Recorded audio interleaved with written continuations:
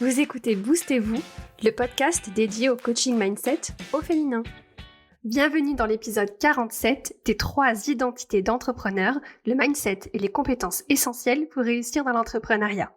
Je suis trop contente de vous retrouver ou de vous accueillir sur ce podcast si c'est la première fois que vous m'écoutez. Le podcast a fait une pause pendant l'été et c'est le premier épisode de la reprise. Avant de rentrer dans le cœur de l'épisode et de ce que je voulais vous partager aujourd'hui, j'avais envie de faire un point un petit peu sur ce qui va se passer dans ce podcast, à quoi s'attendre dans les prochaines semaines, les prochains mois. Pour celles qui m'écoutent depuis le début, donc le podcast a été lancé il y a plus d'1 an, au mois de juillet 2022, et il a beaucoup évolué depuis. J'ai lancé ce podcast un peu bille en tête. À l'époque, j'avais envie de parler des sujets autour du mindset, au féminin, autour de l'équilibre pro-perso des femmes. Et puis petit à petit, je me suis dirigée vers mes sujets de prédilection, mes sujets de cœur, qui sont l'entrepreneuriat au féminin. Si je devais résumer ce podcast en un mot, ce serait le mot en anglais qui n'a pas de traduction en française, empowerment, l'empouvoirment des femmes.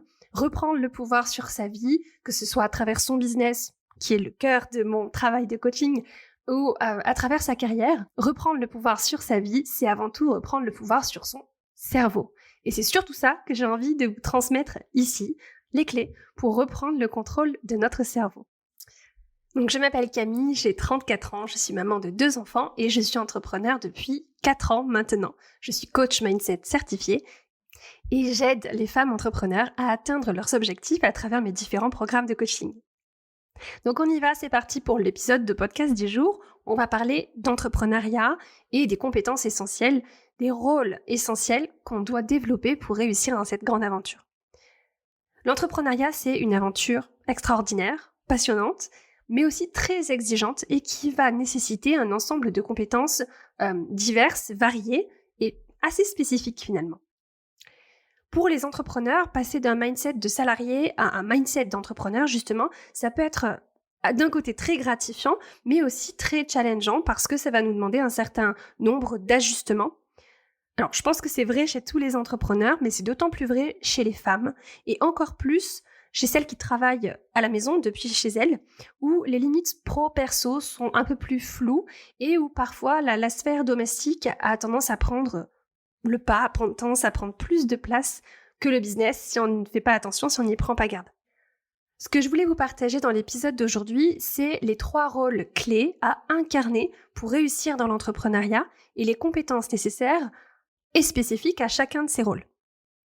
On va plonger plus profondément dans le rôle qui est essentiel pour passer à l'action et pour exceller dans le passage à l'action. Et je vous donnerai aussi à la fin de l'épisode un conseil pratico-pratique pour vous aider à commencer à incarner ces différents rôles dès maintenant, dès aujourd'hui. La différence majeure entre le salariat et l'entrepreneuriat est celle qui crée le plus de difficultés quand on se reconvertit vers l'entrepreneuriat. C'est que dans le salariat, on a autour de nous une structure qui nous encadre, qui est là pour nous manager, nous diriger, nous donne ce cadre qui va être essentiel pour assurer notre productivité. Quand on devient entrepreneur, ce cadre disparaît. Et même si on n'est jamais passé par la case du salariat, en fait, ce cadre, c'est ce qu'on nous a appris à l'école. On nous a appris à fonctionner comme ça, à être productif quand on a une consigne claire, spécifique, un temps de travail spécifique, etc. Et quand on est entrepreneur, donc tout ce cadre-là disparaît et on se retrouve en tête-à-tête avec soi-même, avec notre cerveau et ses tendances naturelles à aller rechercher le plaisir, à éviter le danger et à minimiser l'effort. Donc si on veut assurer notre réussite entrepreneuriale, il faut qu'on arrive à se recréer pour soi-même ce cadre du salariat. Et pour ça, il faut apprendre à manager et à superviser notre cerveau. Il faut qu'on se redonne ce cadre et cette structure. Il faut qu'on redonne cette structure à notre cerveau pour éviter qu'il parte dans tous les sens. Sinon, c'est la porte ouverte au doute, à la confusion, au débordement et donc à la procrastination et donc au surplace et à la stagnation vers l'atteinte de nos objectifs. Pour recréer cette structure, ce que je m'applique à moi-même, ce que je propose à mes clientes et ce que j'ai envie de vous partager aujourd'hui, c'est de construire des identités différentes. D'imaginer qu'on a des casquettes différentes, des rôles différents dans notre entreprise et d'être capable d'incarner ces rôles différents et faire appel aux compétences spécifiques de chacun de ces rôles à des moments bien déterminés dans nos journées, dans nos semaines, dans nos mois, pour permettre la structuration et le cadre de notre entreprise. C'est comme ça qu'on se crée cette structure, c'est comme ça qu'on se crée ce cadre, et c'est ça qui va assurer notre productivité et notre capacité à passer à l'action. Le premier de ces rôles, c'est la CEO, la visionnaire. C'est celle qui va définir la vision de l'entreprise et qui va prendre les grandes décisions stratégiques en conséquence pour réaliser, concrétiser cette vision. Pour réussir dans ce rôle, c'est pas si simple que ça parce que ça demande un ensemble de compétences et un état d'esprit assez spécifique. Les compétences clés, c'est déjà d'être capable d'avoir une vision à long terme. Une CEO visionnaire, elle doit être capable de voir au-delà du présent, elle doit être capable de développer une vision à long terme pour son entreprise à 3 ans minimum, voire 5 ans, voire 10, voire 15 ans. Elle doit être capable de se projeter dans cette vision et de la rendre concrète pour pouvoir la partager avec son équipe éventuellement et déjà la rendre concrète pour elle-même. Et ce travail de vision, il n'est pas si simple, mais il est essentiel pour savoir où on va, savoir de quoi on va avoir besoin pour mener notre entreprise là où on a envie de la mener. Sinon, on va se retrouver avec une entreprise qui navigue à vue un petit peu. On est un peu ballotté en fonction des tendances du marché, en fonction des aléas, en fonction de nos aléas de vie, etc. C'est vraiment cette idée que si je prends mon bateau et que je pars en mer en n'ayant aucune idée de l'endroit où je vais aller, je vais arriver quelque part, mais je sais pas où. Donc ce travail de vision, c'est vraiment de dire ok, je prends mon bateau, je pars en mer et je vais à cet endroit. La deuxième compétence, une fois qu'on a défini cette vision, ça va être de prendre des décisions stratégiques, éclairées, intentionnelles, pour pouvoir matérialiser, concrétiser cette vision. Et une des décisions qui est absolument fondamentale, c'est combien d'argent je vais gagner dans mon entreprise. De combien d'argent j'ai besoin pour faire fonctionner mon entreprise, pour matérialiser cette vision, pour avoir l'impact que j'ai envie d'avoir ou tout simplement pour avoir le style de vie que j'ai envie d'avoir. Ça doit être une décision intentionnelle qui doit être prise par la CEO visionnaire. Donc cette CEO, elle doit être capable de prendre des décisions alignées avec la vision de l'entreprise, même si ces décisions, elles sont parfois difficiles à prendre, et même si le processus de prise de décision est déjà difficile en lui-même, c'est déjà une compétence à travailler en soi. La troisième compétence, et qui découle de la prise de décision, c'est d'apporter à son entreprise de la clarté. Sortir du doute, sortir de la confusion, c'est un élément clé pour pouvoir avancer dans son entreprise. Et donc notre CEO visionnaire, elle doit avoir confiance en ses décisions, confiance en sa vision, même lorsqu'il y a des obstacles, même lorsqu'il y a des échecs, même lorsqu'il y a des grosses tempêtes ou des petits cailloux sur le chemin. La CEO, elle doit développer un mindset de croissance. Elle doit être capable d'élargir son champ des possibles et être capable de prendre des décisions intentionnelles rapidement. Sur la question du mindset de croissance, j'en avais fait un épisode de podcast récemment. Je vous mettrai le lien en description de cet épisode si vous voulez aller l'écouter en complément de celui-ci. Donc ça, c'était notre premier rôle clé, le rôle de la CEO, le rôle de la visionnaire. Le deuxième rôle, ça va être le rôle de la manager, le rôle de la chef de projet. C'est celle qui va traduire la vision de la CEO en objectifs concrets, en projets et en plans d'action. Elle va être responsable de la mise en œuvre quotidienne de la stratégie de l'entreprise. Les compétences de cette manager, de cette chef de projet, c'est d'être capable de fixer des objectifs. Donc on peut parler d'objectifs SMART par exemple, c'est-à-dire des objectifs concrets, mesurables, réalistes, réalisables et essentiels pour garder l'entreprise sur la bonne voie. La deuxième compétence clé de cette manager, de cette chef de projet, c'est d'être capable de mettre en place une planification efficace.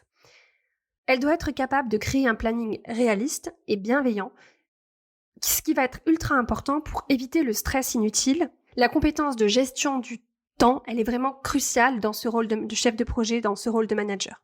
La gestion du temps ne va pas sans la troisième compétence, la priorisation.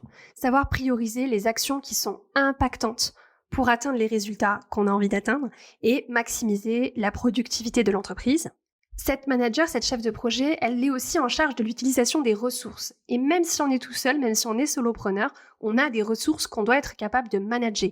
Ces ressources, c'est notre énergie, c'est notre mindset, c'est notre temps, c'est notre argent, notre santé physique, émotionnelle, notre santé mentale. C'est à la manager de gérer tout ça. La manager, elle a un travail de mindset à faire sur la façon dont elle conçoit le temps, sur la façon dont elle conçoit la productivité, sur la place qu'elle fait au repos dans sa vie, son rapport au repos, son rapport à la productivité. D'ailleurs, sur le sujet du repos et de la productivité, j'avais fait des épisodes de podcast l'année dernière, je vous les mettrai aussi en lien, ça peut être un excellent complément à cet épisode-ci. Et notre manager, elle a aussi besoin, en termes de mindset, de revoir son rapport à l'échec et de développer cette compétence de considérer les erreurs comme des opportunités d'apprentissage. Cette chef de projet, elle doit être capable de rebondir rapidement et de passer d'un échec à l'autre rapidement. En apprenant des choses, en évaluant à chaque échec, à chaque passage à l'action. Pareil, sur le processus d'évaluation, j'ai un épisode de podcast que je vous mettrai en description. On a parlé de la CEO, on a parlé de la chef de projet. Le troisième rôle fondamental pour réussir dans l'entrepreneuriat, c'est le rôle de l'exécutante. L'exécutante, c'est celle qui passe à l'action. C'est celle qui exécute les plans d'action établis par la manager. Elle est responsable de l'exécution quotidienne des tâches nécessaires à la réalisation des objectifs de l'entreprise. Les compétences de cette exécutante, la première de ses compétences clés, c'est le passage à l'action. Être capable de passer à l'action rapidement, c'est absolument fondamental.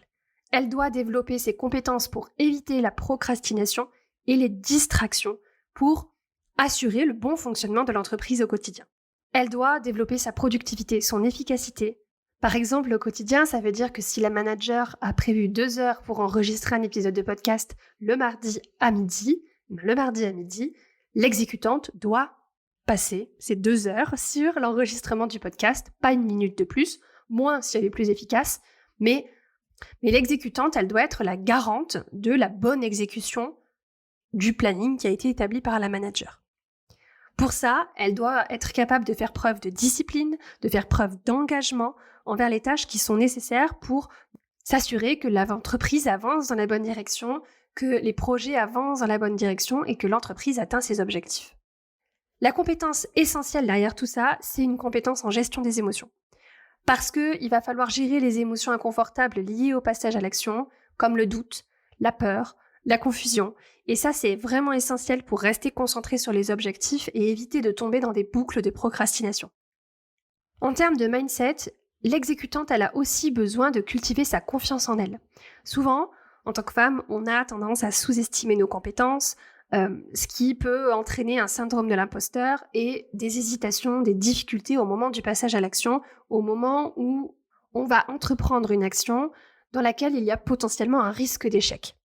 Pour surmonter ça, il faut être capable de pratiquer l'auto-compassion, être capable de rester dans sa propre équipe quoi qu'il arrive et se rappeler que chaque action, même imparfaite, même si elle ne nous donne pas le résultat qu'on en attendait, nous rapproche de nos objectifs. Avec cette idée de ce mantra de « j'agis avec confiance », où la confiance vient dans le passage à l'action, et se rappeler qu'on a les compétences nécessaires pour agir, donc pour apprendre, donc pour évoluer, donc pour réussir. Pour résumer, pour réussir dans cette grande aventure de l'entrepreneuriat, on a besoin de développer des compétences spécifiques pour chacun des rôles clés dans notre entreprise, la CEO visionnaire, la manager, la chef de projet et l'exécutante. Ces 3 rôles, ils sont essentiels. Que vous soyez solopreneur ou que vous ayez une équipe, vous avez à un moment donné besoin de ces 3 rôles, besoin des compétences associées à ces 3 rôles dans vos journées, dans vos semaines, dans vos mois. En adoptant les compétences et les mindsets appropriés, vous pouvez surmonter tous les défis qui vous attendent et vous allez être capable d'atteindre le succès que vous voulez atteindre dans le monde de l'entrepreneuriat. En gardant bien à l'esprit que l'apprentissage continu et l'adaptabilité sont des atouts ultra précieux dans cette aventure entrepreneuriale. En ayant confiance en soi, en ayant une vision claire de ce qu'on veut, on est capable d'accomplir de grandes choses. Maintenant, je voulais rajouter un conseil plus pratico-pratique. Mon conseil pour vous, c'est d'apprendre à gérer ces rôles avec clarté. Déjà, on les a identifiés. Maintenant, on va essayer de s'assurer que chacun de ces rôles clés, donc la CEO visionnaire, la manager et l'exécutante, ont des moments dédiés et spécifiques, clairement établis, clairement définis dans l'organisation de votre entreprise. Avec cette approche, ça vous permettra d'optimiser votre temps, votre énergie et vos ressources de manière beaucoup plus efficace. Parce que si on mélange un peu tous les rôles, le risque, comme ces rôles demandent des compétences très différentes, des compétences spécifiques et différentes pour chacun de ces rôles, le risque, c'est de créer une espèce d'embrouillamini, une espèce de brouhaha mental pour votre cerveau. Et quand on se retrouve dans ce brouhaha mental, ce qui se passe, c'est qu'on va ressentir de la confusion, on va ressentir du doute, on va ressentir du débordement, on peut même manquer d'énergie et avoir en fait toutes nos peurs qui sont là et qui prennent le dessus sur tout le reste. Donc vous pouvez par exemple pour la CEO établir un CEO Day, ou vous pouvez l'appeler comme vous voulez, mais un moment où vous allez faire appel aux compétences de cette CEO. Donc celui de la CEO visionnaire, vous allez définir la vision à long terme de votre entreprise, vous allez prendre les décisions stratégiques que vous avez besoin de prendre. Moi, ce que je fais, c'est que je mets en place ce CEO Day une fois par mois, au début de mois, et une fois par trimestre, je prends plusieurs jours au début de chaque trimestre pour faire ce travail de vision, ce travail de décision stratégique et de mise en place de la stratégie sur les prochains mois. Donc pendant ces jours dédiés, je mets ma casquette de CEO et je définis ou je redéfinis la vision de mon entreprise parce que cette vision, elle est toujours amenée à évoluer de toute façon.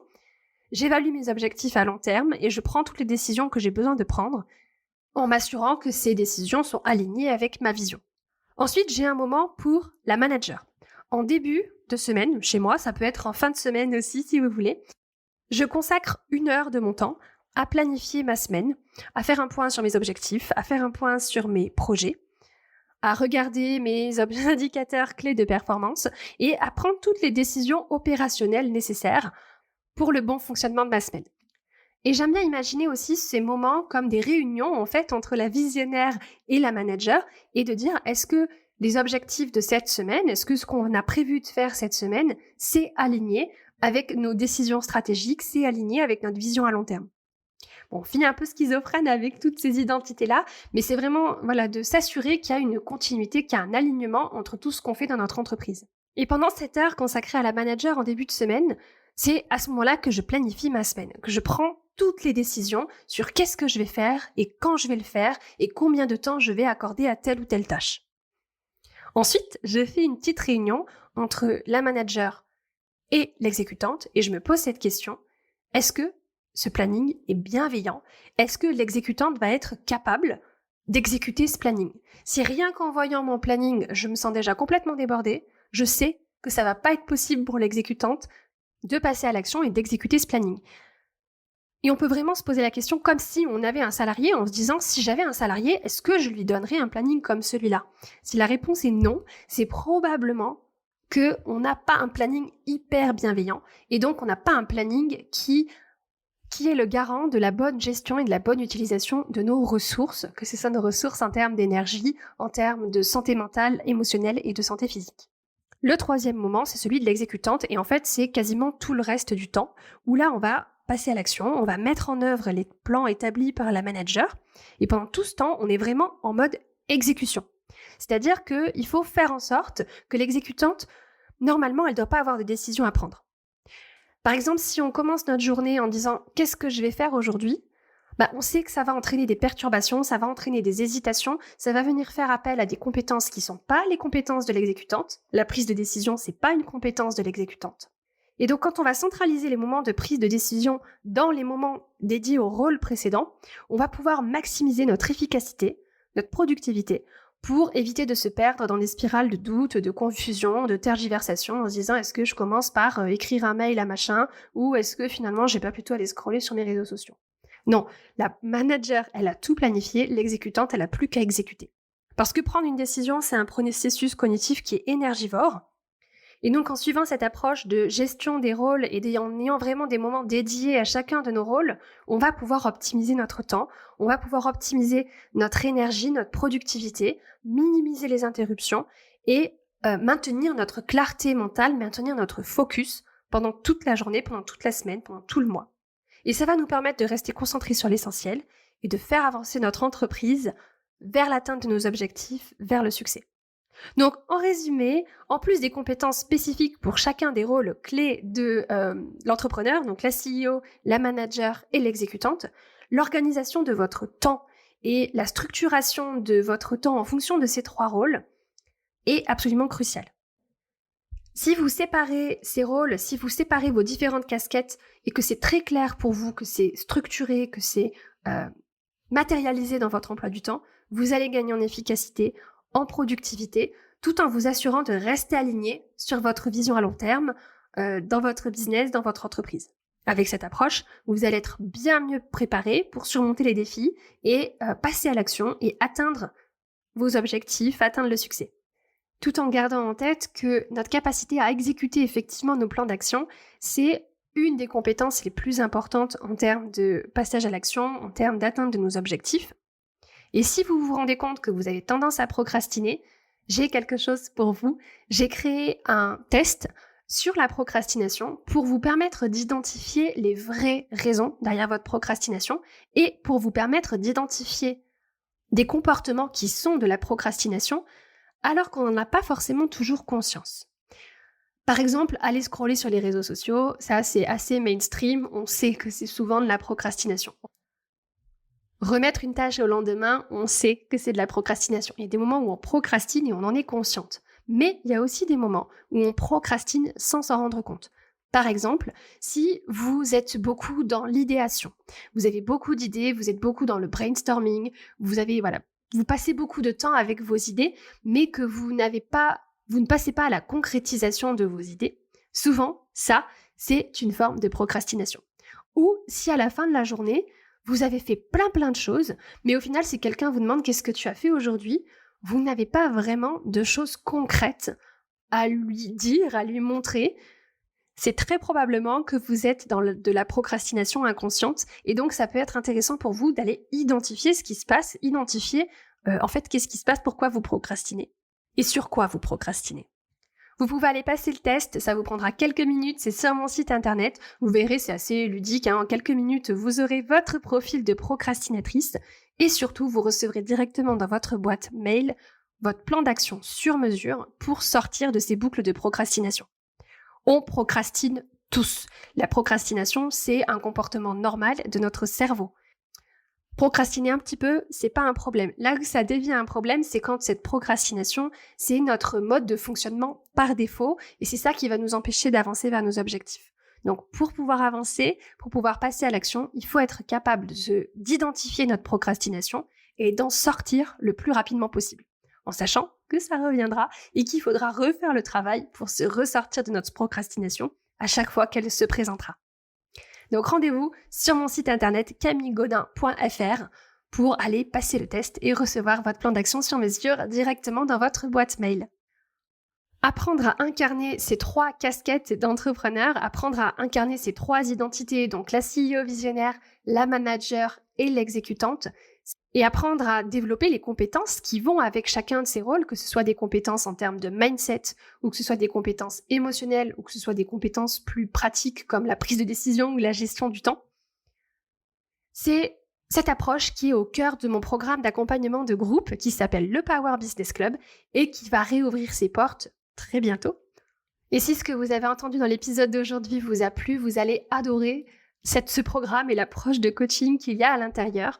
Ce programme est là pour vous aider à vous créer un mindset de CEO et à vous donner toutes les compétences pour incarner chacun de ces rôles et surtout pour être capable de passer à l'action pour atteindre vos objectifs. Les préinscriptions sont ouvertes, vous pouvez dès maintenant réserver un appel avec moi. On discutera de vos objectifs, de ce qui vous bloque, de là où vous avez envie d'aller et comment faire pour vous y rendre. Si ça matche entre nous et que c'est la bonne prochaine étape pour vous et pour votre business, je vous proposerai de rejoindre le Power Business Club et je vous donnerai toutes les infos, tous les détails et je répondrai à toutes vos questions. Rendez-vous sur mon site internet camillegaudin.fr/session-le-6 bilan. Je vous mettrai bien sûr aussi tous les liens en description de cet épisode de podcast. Je suis sur le point de terminer la mise à jour du Power Business Club pour son prochain lancement, qui devrait avoir lieu fin septembre, début octobre à peu près. Et j'ai besoin de votre aide, j'ai une faveur à vous demander. Pour être sûr que ce programme est au plus près de vos besoins, au plus près de vos attentes, j'aimerais pouvoir vous poser quelques questions. Vous voulez bien m'aider ? Pour ça, rendez-vous sur mon site internet camillegaudin.fr/sondage. Sur cette page, il y aura quelques petites questions auxquelles répondre, ça vous prendra pas plus de quelques minutes et vous pourrez aussi en avoir un petit peu plus, avoir un peu plus de détails sur la nouvelle formule du Power Business Club. Donc rendez-vous sur camillegaudin.fr/sondage et un immense merci pour votre contribution. Voilà pour ce que je voulais vous partager aujourd'hui. Si cet épisode vous a plu, n'hésitez pas à le partager autour de vous. N'hésitez pas à me taguer sur les réseaux sociaux. Dans vos stories Instagram, mon compte c'est boost, boost.eet.vous. J'adore avoir vos petits retours et savoir que ces épisodes vous plaisent. C'est ultra important pour moi, ça donne la motivation pour continuer à vous partager des choses ici.